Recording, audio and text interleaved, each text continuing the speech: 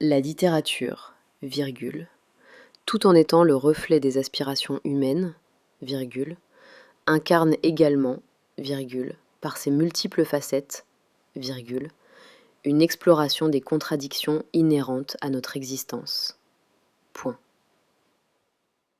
La littérature, virgule, tout en étant le reflet des aspirations humaines, virgule, incarne également, virgule, par ses multiples facettes, virgule, une exploration des contradictions inhérentes à notre existence. Point. La littérature, virgule, tout en étant le reflet des aspirations humaines, virgule, incarne également, virgule, par ses multiples facettes, virgule, une exploration des contradictions inhérentes à notre existence. Point.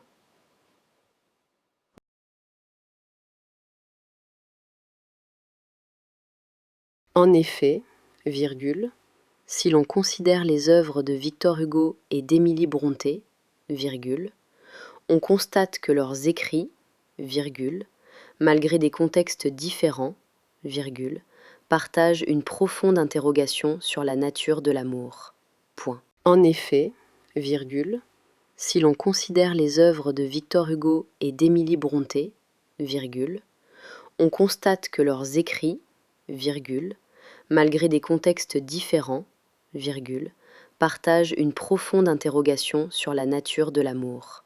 Point. En effet, virgule, si l'on considère les œuvres de Victor Hugo et d'Émilie Brontë, virgule, on constate que leurs écrits, virgule, malgré des contextes différents, virgule, partagent une profonde interrogation sur la nature de l'amour.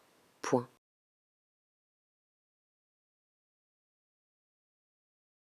Ainsi, virgule, cette dualité, virgule, qu'elle soit palpable ou subtile, virgule, enrichit notre compréhension du monde littéraire et nous pousse à interroger nos propres valeurs. Point.